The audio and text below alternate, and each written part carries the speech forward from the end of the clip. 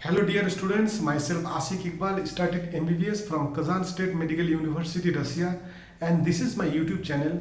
इस चैनल के माध्यम से मैं अपना एक्सपीरियंस, अपना नॉलेज आप सभी स्टूडेंट के साथ शेयर करता हूं ताकि आप लोग का जो MBBS एडमिशन का जर्नी हो वो इजी रहे, आप लोग को सही कॉलेज यूनिवर्सिटी चूज़ करने में आप लोग को हेल्प मिले। इस चैनल में आप लोग को मिल रहा है 100% ऑथेंटिक कंटेंट। सो इस चैनल को सब्सक्राइब कीजिए, वीडियो को लाइक एंड शेयर कीजिए।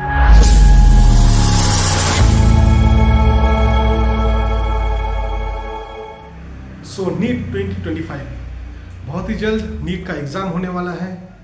सभी स्टूडेंट से मेरा ये आशा है कि आप लोग का जो नीट का प्रिपरेशन है वो बहुत अच्छी तरीके से चल रहा है। मैं दुआ करता हूँ, मैं आशा करता हूँ कि आप लोग का एग्ज़ाम बहुत ही अच्छा हो। आप लोग का मनपसंद जो कॉलेज है वो उसमें आपको MBBS का सीट मिल जाए, मेरा यही आप लोग के लिए दुआ है।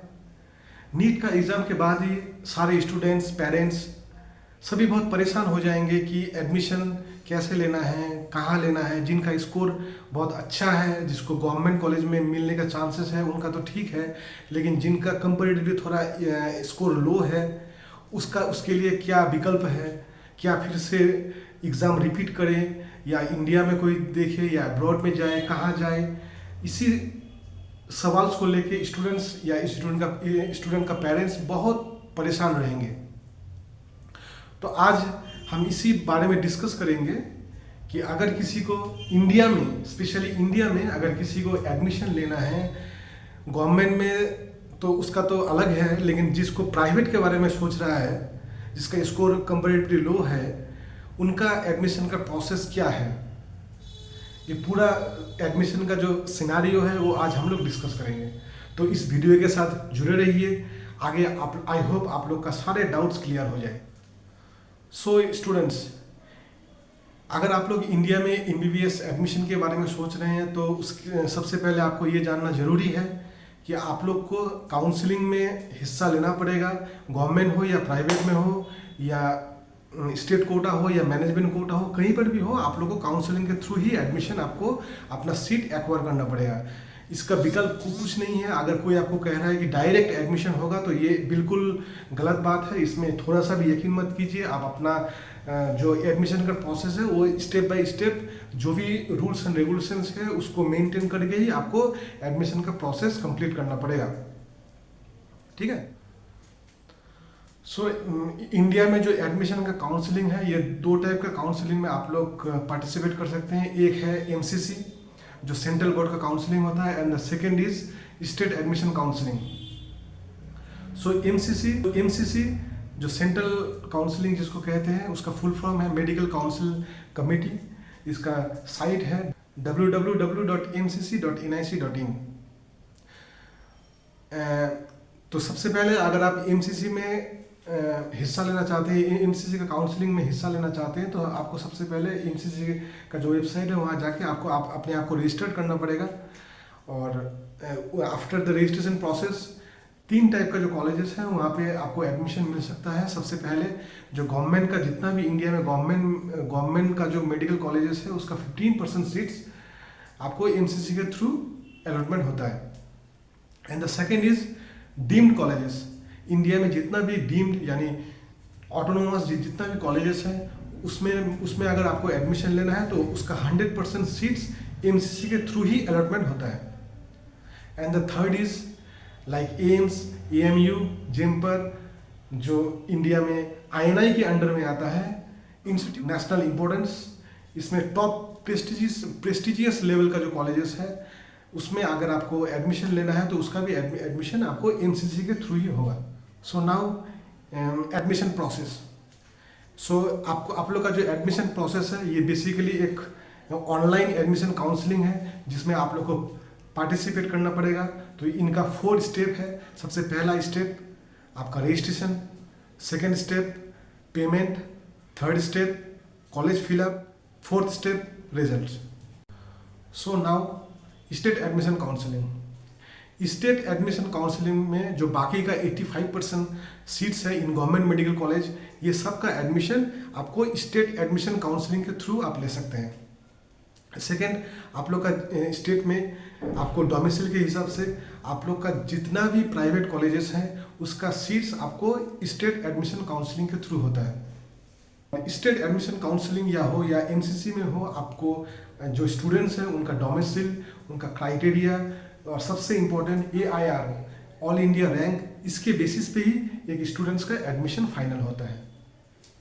सबसे पहले एक स्टूडेंट्स को अगर वो काउंसलिंग में पार्टिसिपेट करना चाहता है तो सबसे पहले उनका MCC का जो साइट है www.mcc.nic.in, उसमें जाके सबसे पहले एक स्टूडेंट को अपना नाम को रजिस्टर्ड करना पड़ता है।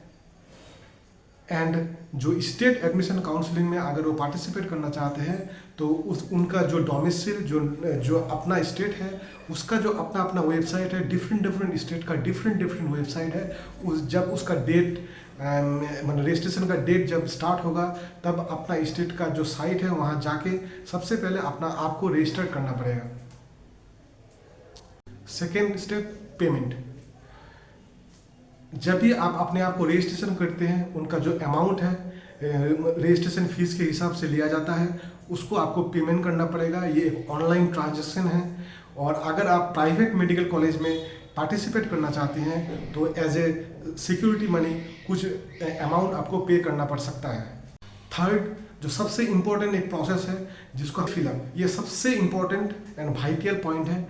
इसमें आप लोग जिस स्टेट हो या MCC हो, आप जब भी कोई काउंसलिंग में पार्टिसिपेट करना चाहते हैं तो वहाँ का जो कॉलेजेस है वो भी वहाँ पे पार्टिसिपेट करेंगे। तो आप अपना चॉइस के हिसाब से आपको कॉलेज का नाम लिखना पड़ेगा फॉर्म में, उसमें चॉइस 1 चॉइस 2 करके आप लिख सकते हैं। कम से कम एक कॉलेज का नाम वहाँ पे मेंशन रहना जरूरी है, एक कॉलेज के ज़्यादा भी आप लिख सकते हैं। And the final is result.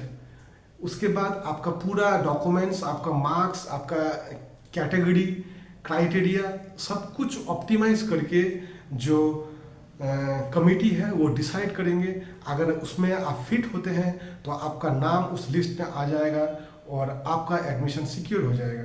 Then एक एडमिशन का जो काउंसलिंग है उसमें 4 राउंड होता है, first round, second round, third round and last 4th round. तो अगर पहला राउंड में आप लोग का सिलेक्शन नहीं भी होता है तो आप लोग सेकेंड राउंड में भी ट्राई कर सकते हैं। ऐसे करके आप लोग 1 2 3 4 बार तक एक कॉलेज में या कोई भी काउंसलिंग में आप पार्टिसिपेट कर सकते हैं। नाउ मैनेजमेंट कोटा, बहुत सारे स्टूडेंट्स को भी आज भी ऐसा लगता है कि मैनेजमेंट कोटा का मतलब ये होता है कि शायद हम लोग वहाँ पे कुछ मैनेज कर सकते हैं या डायरेक्ट कॉलेज में जाके लिंकअप बना के या कुछ एक्स्ट्रा फीस सबमिट करके डोनेशन कैपिटेशन फीस देके शायद ये मैनेजमेंट कोटा का सीट मैनेज हो सकता है। तो स्टूडेंट्स, ऐसा कुछ नहीं है।